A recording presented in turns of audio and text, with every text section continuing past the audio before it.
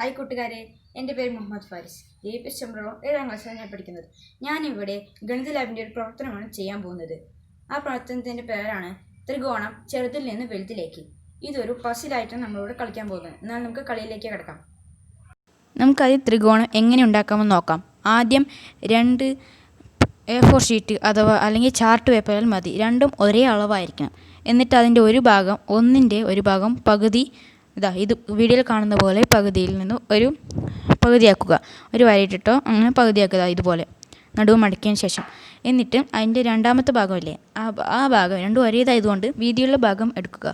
എന്നിട്ട് അതിൻ്റെ നടുവ് ഭാഗത്തൊരു വരയില്ലേ, ആ ഭാഗം നോക്കി ഇതിൻ്റെ താഴ്ഭാഗം ത്രികോണത്തിൻ്റെ ഒരു ഭാഗവും അങ്ങനെ കറക്റ്റായി ചെരിച്ച് വെച്ചൊരു കുത്തിടുക.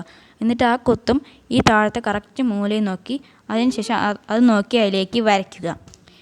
എന്നിട്ട് അതിൻ്റെ രണ്ടാം ഭാഗം അതുപോലെ വരച്ചാൽ ഇപ്പോൾ വീഡിയോയിൽ കാണുന്ന ഒരു വരി ഇട്ടു, അപ്പോൾ ഒരു ഭാഗം, അതിൻ്റെ അടിഭാഗം രണ്ടാം ഭാഗവും, ഇപ്പുറത്തെ സൈഡ് ഇതുപോലെ വീണ്ടും ഒരു വരി ഇടുക. അപ്പോൾ നമുക്ക് ത്രികോണം ലഭിച്ചു കഴിഞ്ഞു. ഇനി നമ്മുടെ ത്രികോണത്തിൻ്റെ 3 വശവും 3 ഡോട്ട് ഇട്ട് കൊടുക്കുക. എന്നിട്ട് അത് തമ്മിൽ യോജിപ്പിക്കുക. അപ്പോൾ ചെറിയ ചെറിയ ത്രികോണങ്ങളിൽ കാണാൻ സാധിക്കും. ആ ത്രികോണങ്ങൾ മാത്രം നമുക്കത് മുറിച്ചെടുക്കണം. അപ്പോൾ ഈ പസിലിനുള്ള ത്രികോണത്തിൻ്റെ ഉപകരണം നമുക്കിവിടെ ലഭിക്കും. അങ്ങനെ നമുക്ക് 16 ത്രികോണങ്ങൾ ഇവിടെ നമുക്ക് ലഭിക്കുന്നതാണ്, ചെറിയ ചെറിയ ത്രികോണങ്ങൾ. ഇനി നമുക്ക് കളിയിലേക്ക് കടക്കാം. ഞാനിവിടെ ആദ്യം തന്നെ 4 ത്രികോണം വെച്ചിട്ടുള്ള പസിലാണ് ചെയ്യാൻ പോകുന്നത്. എന്നാൽ നമുക്ക് പസിലേക്ക് കിടക്കാം. ഇങ്ങനെ ചെറിയ ചെറിയ 4 ത്രികോണങ്ങൾ ഞാനിവിടെ എടുത്തിട്ടുണ്ട്. ഇനി നമുക്കത് ചേർത്ത് വയ്ക്കാം.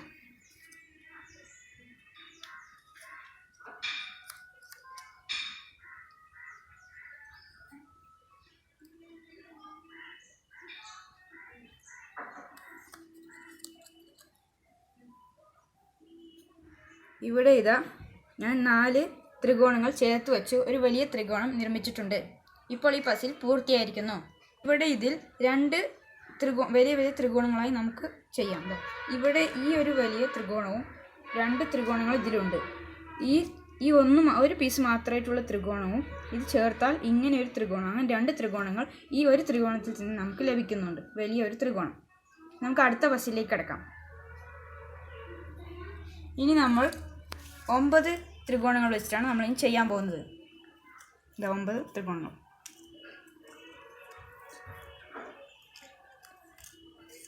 എന്നാൽ നമുക്ക് പസിൽ കളി തുടങ്ങാം.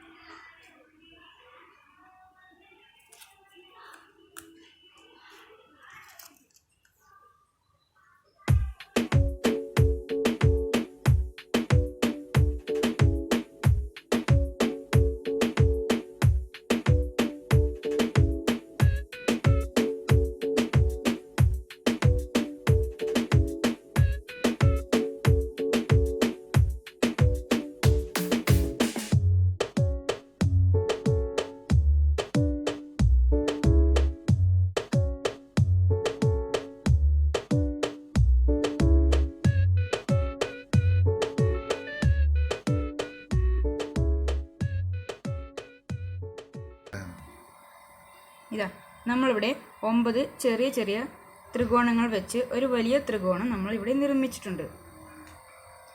ഇതിൽ നിന്നും നമുക്ക് 3 ത്രികോണങ്ങൾ ലഭിക്കുന്നുണ്ട്. ഇവിടെ ഒരു വലിയ ത്രികോണവും, ഇത് മാത്രമായി വേറൊരു ത്രികോണവും, ഇത് മൊത്തത്തിൽ ഒരു ത്രികോണം, അങ്ങനെ 3 തരത്തിൽ നമുക്ക് ത്രികോണങ്ങൾ കിട്ടുന്നുണ്ട്. ഇനി നമുക്ക് അടുത്തതായി ചെയ്യേണ്ടത് 16 ചെറിയ ത്രികോണം വെച്ചിട്ടാണ്. ഇനി നമുക്കൊരു 7 ചെറിയ ത്രികോണങ്ങൾ കൂടി ചേർത്ത് ബാക്കി ചെയ്യാം.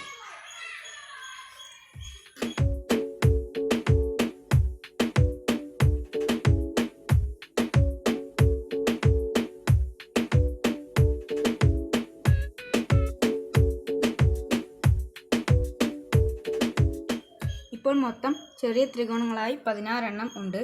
ഇനി നമുക്ക് ഈ ഭാഗം മാറ്റിയാൽ ഇവിടെ ഒന്ന് ലഭിക്കുന്നുണ്ട്.